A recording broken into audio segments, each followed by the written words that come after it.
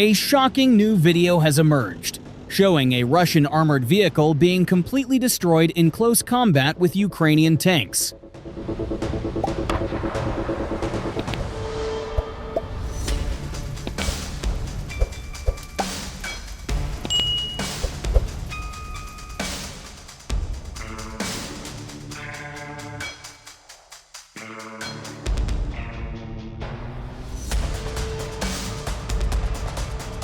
The video shows a Russian armored vehicle driving across a field and approaching two Ukrainian tanks.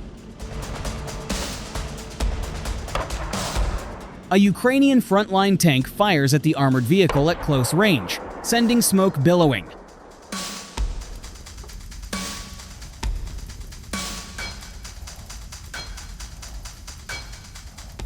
At least 3 soldiers are seen exiting the Russian vehicle.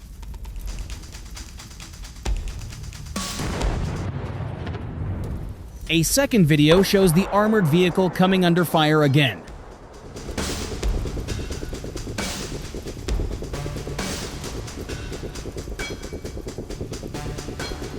The Ukrainian tank that fired was part of the 17th Tank Brigade of the Ukrainian Armed Forces.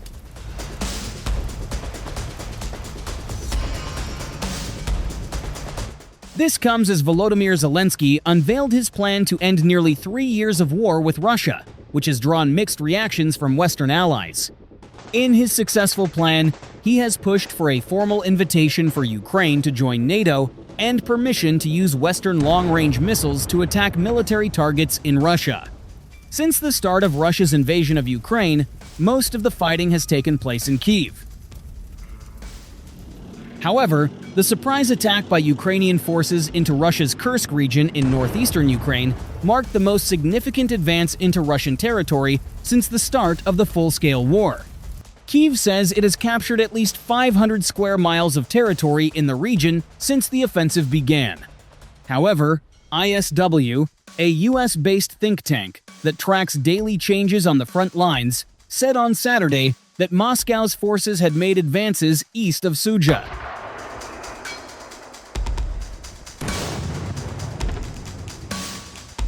General Oleksandr Syrsky, the head of the Ukrainian military, said in a Telegram post on Sunday that he had visited and worked with military units and subdivisions operating in the Sumy and Kursk regions.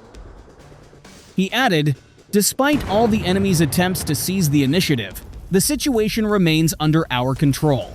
In its update, the General Staff of the Ukrainian Armed Forces said that Russia had lost 21 tanks the previous day, bringing total Russian combat vehicle losses to a record high since the start of the full-scale invasion.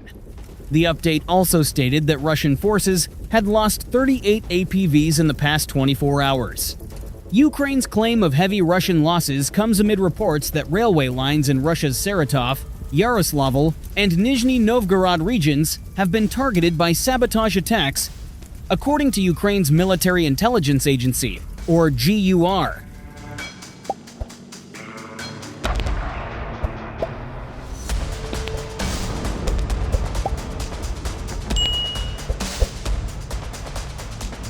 On the other hand, much of Ukraine remains occupied by Russian forces, one of which is the city of Bakhmut.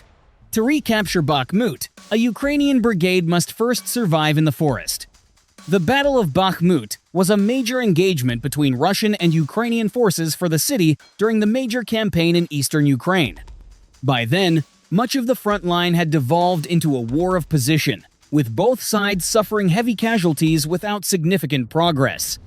Most of Bakhmut had been captured by Russian forces, with the Ukrainian military claiming control of a small portion of the city along the T-504 highway. However, Ukraine launched a counterattack on the Russian flank, attempting to encircle the city. Many factors were in their favor. Ukrainian President Volodymyr Zelensky made his country's demands to Washington and the world this week for more money and weapons, and he must convince his audience that the counterattack was successful. The U.S. Congress is currently considering an additional $24 billion in military and humanitarian aid. Zelensky acknowledged that the counteroffensive was progressing slowly, but added, "It's important for us to advance every day and liberate territory." A study earlier this month by the Royal United Services Institute, a London-based think tank, found that Ukrainian forces were advancing an average of 700 to 1,200 meters every 5 days. This gave Russian forces time to dig in deeper and, in particular, lay mines on their territory as they retreated. The 3rd Assault Brigade, composed entirely of volunteers and considered one of Ukraine's best and most experienced corps, has been fighting almost non-stop in the east since January, while less experienced units have received new training and modern weapons for combat in the south. Ukraine has been trying to retake the territory, hoping to inflict a major psychological blow on Russian forces.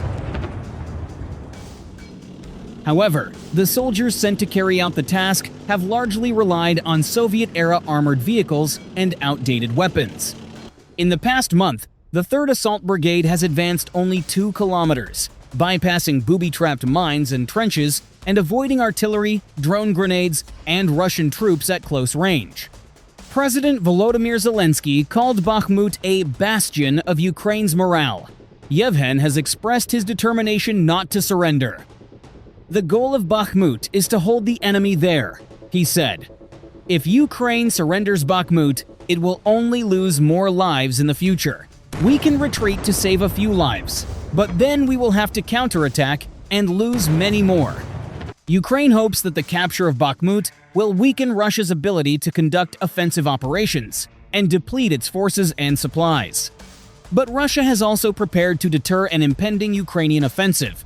Ukraine has also been rationing artillery ammunition in preparation for an offensive led by a brigade of newly trained troops and approximately 1,300 armored vehicles and 230 tanks supplied by the West.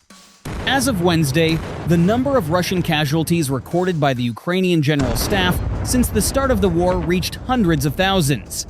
Kyiv's prospects have improved significantly in recent weeks, especially after Moscow's fierce battle for the town of Avdiivka, which it has already captured. Russian forces on Ukraine's eastern front have intensified their offensive to capitalize on the recent capture of the Avdiivka stronghold, which forced Ukrainian forces to retreat to less protected positions, according to the Institute for the Study of War. The latest report from the US-based think tank notes that after a brief pause, Moscow's forces are now seeking to capitalize on the tactical opportunities offered by Russia's capture of Avdiivka and appear to be maintaining a relatively high tempo of offensive operations.